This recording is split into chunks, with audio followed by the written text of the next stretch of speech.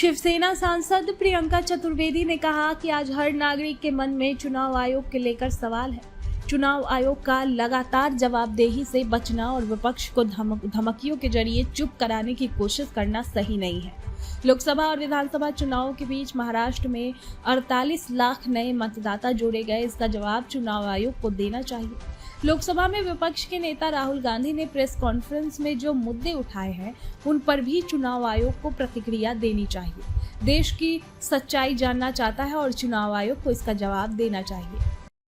बिल्कुल है। आज हर देशवासी के मन में इलेक्शन कमीशन ऑफ इंडिया से सवाल हैं, चाहे वो महाराष्ट्र हो, चाहे वो तमिलनाडु हो, चाहे वेस्ट बंगाल हो और चाहे वो बिहार हो। जिस तरीके से लगातार इलेक्शन कमीशन ऑफ इंडिया जवाबदेही से बच रही है, अपनी धमकियां दे देकर चुप कराने की विपक्ष को कोशिश कर रही है, ये कहां तक सही है? क्या आप entirely compromise institution of India क्या भारतीय जनता पार्टी के हेड ऑफिस से काम कर रहा है? आप देखिए, 48 लाख वोटर्स ऐड हुए थे महाराष्ट्र में लोकसभा और विधानसभा के चुनाव के बीचों बीच। आज तक नहीं पता, वो इतनी खबरें आई थी, सामने आया भी था कैसे एक हॉस्टल से ही 4,000 वोटर्स आ जाना। श्री राहुल गांधी जी ने बाकायदा एक प्रेस कॉन्फ्रेंस के माध्यम से कर्नाटका का उदाहरण देते हुए ये जो पूरा पर्दाफाश किया है इलेक्शन कमीशन ऑफ इंडिया के, अब उनकी जवाबदेही बनती है। डेटा कहाँ से आया? Data election commission of India का है। बूथ वाइज डेटा कहाँ से आया है? उन्हीं का ऑफिशियल डेटा है।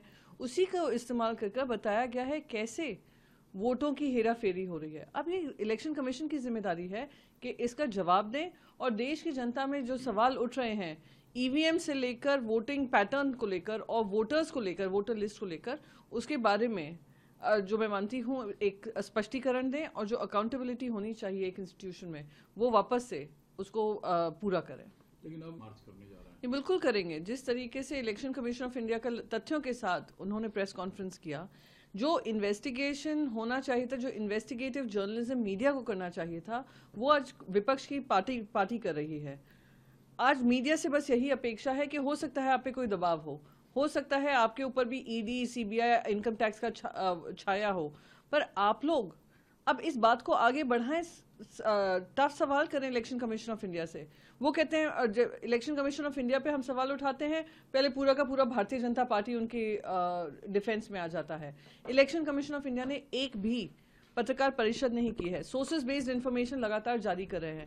आप स्पष्टीकरण दें। देश की जनता अब आपसे सवाल पूछ रही है कि ये कैसे, किस तरीके की वोटों की हेरा फेरी है जो आप लोगों ने महाराष्ट्र में पीठ पीछे शुरू की, अब बिहार में सरेआम चालू है और चुनाव में, असेंबली इलेक्शंस में, चाहे वो कर्नाटका हो, चाहे वो वेस्ट बंगाल हो या तमिलनाडु हो, कैसे आप हेरा फेरी करने में कामयाब रहे हैं। नहीं, क्या एफिडेविट मांग रहे हैं?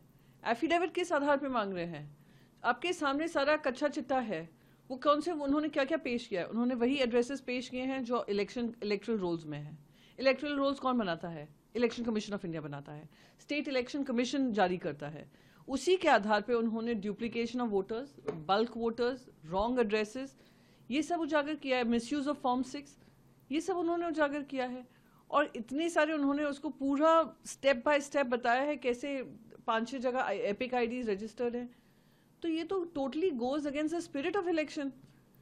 तो अब आप क्या एफिडेविट का क्या इंतजार कर रहे हैं? आपके सामने आप ही के तथ्य हैं, आप ही के इलेक्ट्रल रोल्स हैं, आप ही के रिकॉर्ड हैं, आकर स्पष्टीकरण दीजिए ना। ये तो बस जवाबदेही से बचने की बात है। क्या ये हमें और सोर्सेज के माध्यम से कहना चलिए एफिडेविट साइन करिए? क्या एफिडेविट साइन कराना है? एलओपी एक कॉन्स्टिट्यूशनल पोजीशन ना हो पर एक पोजीशन, इंपॉर्टेंट पोजीशन है। अगर वो कह रहे हैं और एलओपी ने एक मीडिया के माध्यम से आपको ये उजागर किया है, तो अब आपकी जिम्मेदारी बनती है भाई साहब कि आप जवाब दीजिए। ये धमकी, गीदड़ धमकी किसी और